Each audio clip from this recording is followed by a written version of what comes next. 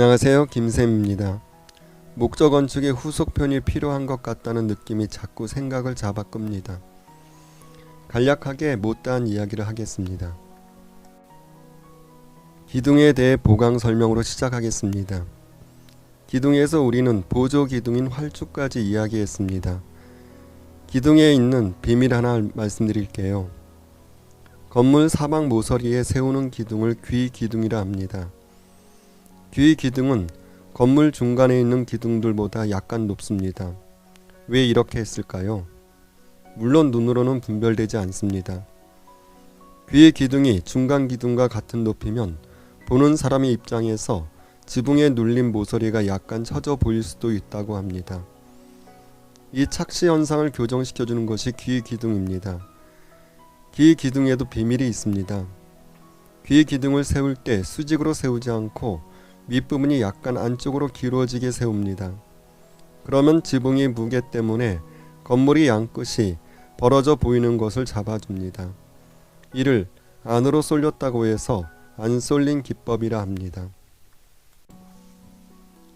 공포 중에는 입공도 있습니다. 주심포나 다포에 비해 좀 단순합니다. 입공은 한자로 새 날개 익자를 쓰는데 새 꼬리처럼 뾰족하게 생겼습니다.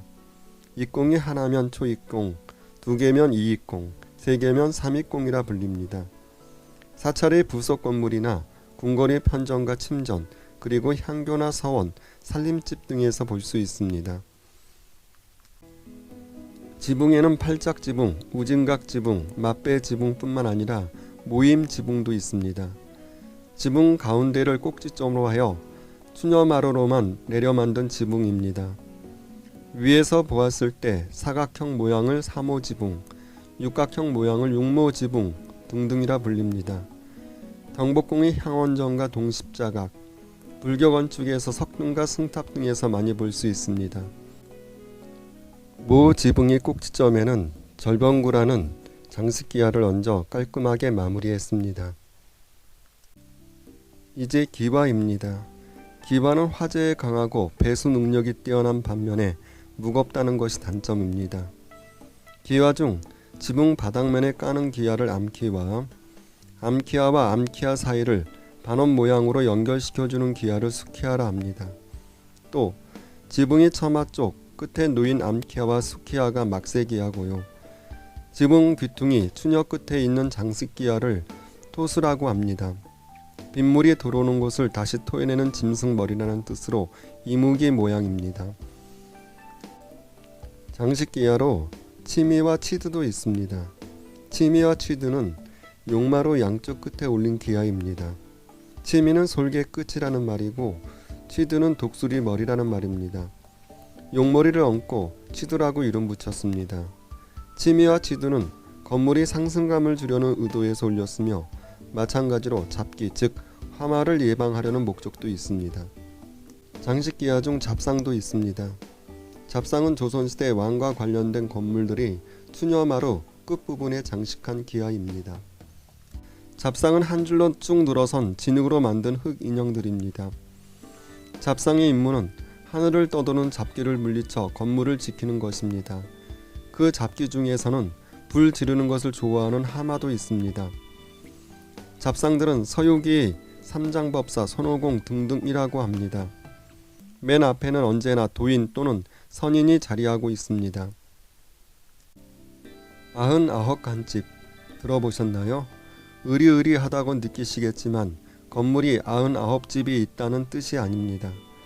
목적 건축은 기둥과 기둥과의 간격을 일정하게 유지할 수밖에 없는 구조입니다. 그래서 칸이라는 개념이 등장한 것입니다. 칸은 기둥과 기둥 사이의 길이를 나타내는 단위이면서 기둥 사이의 면적을 표현하는 공간 개념이기도 합니다. 따라서 몇 칸 집이라고 했을 때 정면의 기둥과 기둥 사이의 숫자와 측면의 기둥과 기둥 사이의 숫자를 곱하면 됩니다. 이 건물은 경복궁 수정전입니다. 몇 칸 집일까요? 정면이 10칸, 측면이 4칸으로 40칸 집입니다. 마지막으로 단청에 대해서 말씀드리겠습니다. 단청은 먼저 실용적인 측면에서 목조 건축에 칠을 해주면 비바람에 의한 풍화나 병충해로부터 건물을 보호하는 역할을 합니다. 미적인 측면에서는 건축물을 보다 웅장하고 화려하게 하려는 목적도 있습니다. 또 상징적인 측면에서 화마와 잡기를 막아주는 의미도 지니고 있답니다.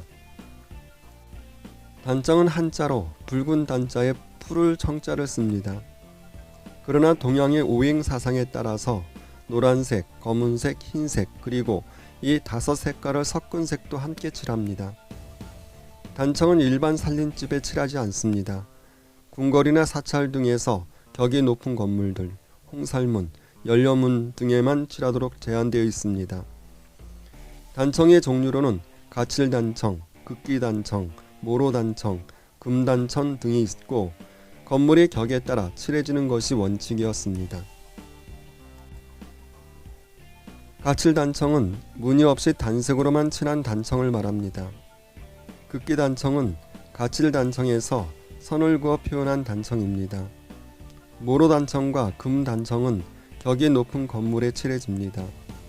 모로단청은 횡으로 설치된 목재에서 양쪽 끝에만 화려한 무늬를 넣어 칠하고 가운데 부분은 극기단청처럼 단색으로 칠한 다음 선을 그어 표현된 단청입니다.